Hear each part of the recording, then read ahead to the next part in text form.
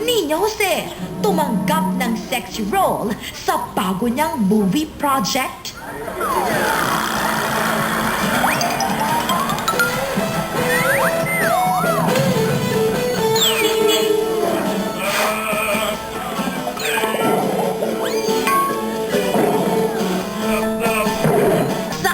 Wow Celebrity Good Time!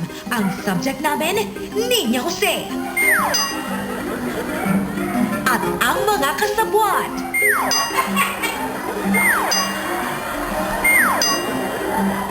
Ang setup! Pinapunta namin si Nina kasama ang kanyang mother para pag-usapan ang movie project na gagawin niya. Most kasi, ang ginagawa ko, mga indie films, ganyan, mga docus, ganyan. But right now, nakausap ko nga si Mrs. D. Sana gusto namin gumawa ng isang full length. So, talaga nagsisexy ka na naman, no? Or, Pero may limit eh. like, ano yung mga limitations mo yan sa Siyempre walang exposure, stress exposure, frontal, wala. Yeah. So, hanggang saan yung kaya mong gawin? mga lingerie pa rin. Gusto ko kasi sana actually, gusto din yung madam, acting. Kasi gusto sana namin ipanlaban sa mga festivals. You know, just the usual mga indie films. Gusto sana namin ipadala din abroad. Ano ba, so far, what has been the most challenging role that you've done? Most challenging. I think Sa mga previous I think everything is a challenge. Kasi every time I have a new project, I learn something out of it. Pero paano kung super demand ang director at producer niya? Kaya ikaw yung una naming kinuha. Kasi yung isang girl na ipapartner namin, titingnan namin kung babagay siyempre kayo on screne, kung alam mo magkakaroon kayo ng rapport. So, gusto din ni Madam, sana want to namin. know kung paano ka umarte. Pwedeng tayo ka lang, titingnan ko lang yung height mo. Hindi, parang titingnan ko lang how will you react. At pagawa ang mga nakakaaning na eksenang tulad nito. I want you to think you're like isang buto. Seed na nasa ilalim ng malamig na lupa. Isa kang buto na nasa ilalim ng malamig na lupa. How will you act then? Malamig na lupa, tapos tuyong-tuyo ka, tuyong-tuyo, tapos biglang umulan, bumuhos yung ulan, pagkatapos bumuhos ng ulan, unti-unti kang nagkaroon ng sanga, nabuhay ka,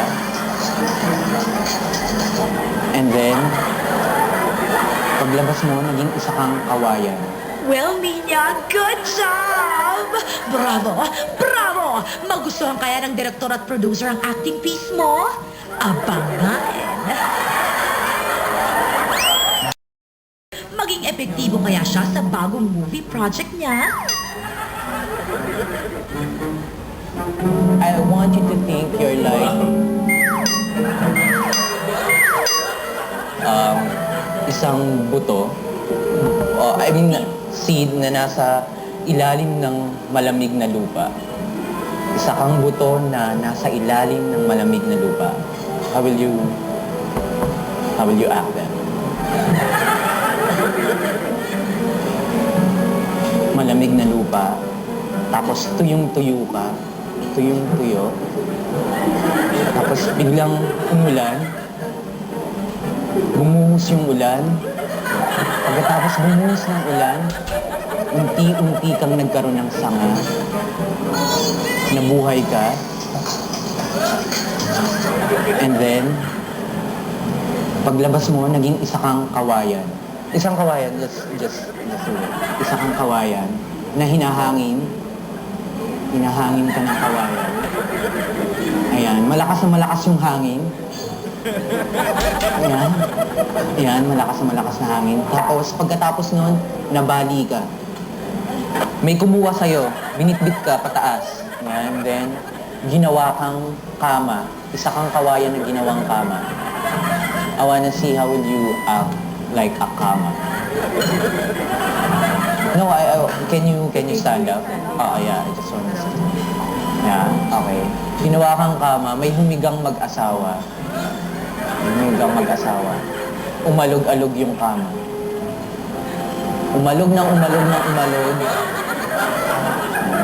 Sobrang alog na bali yung paa mo. Pagkabali ng paa, ginawa kang panggatong sa isang apoy. Mainit na mainit yung apoy. So isipin mo may apoy na nakapaligid sa'yo. May apoy. Mainit na mainit yung apoy. I wanna see your face. Ayan. Mainit na mainit yung apoy. Yan, nag-iinit ka na, nagpapawis ka na. Hindi mo na kaya, hindi mo na kaya. Unti-unti kang natutunaw dahil nagiging abo ka na. Paano ka maging isang abo? Hinangin ka pataas. Yan. Isa ka ng abo ngayon. Hinahangin ka ng abo. Well, Nina, good job! Bravo! Bravo! Magustuhan kaya ng direktor at producer ang acting piece mo? Kung ako yung halaman, sasagutin kita. Sino bang hinahanap mo? May magliligtas sa akin. Sino magliligtas sa'yo? Isang tao din mo. Isang tao, ngunit isa ka lamang alikabok. Isa ka lamang abo. Sinong taong sasagot sa'yo? Ko alam mo sa dati. Bravo! Bravo! Boss? Oo, wait lang. So, yung ano na lang, siguro kailangan namin makahanap ng babagi sa'yo na isa pang girl, but if ever... wait. Ano to? Give it to her. Give it to her. Ano pa? Can you give it to her?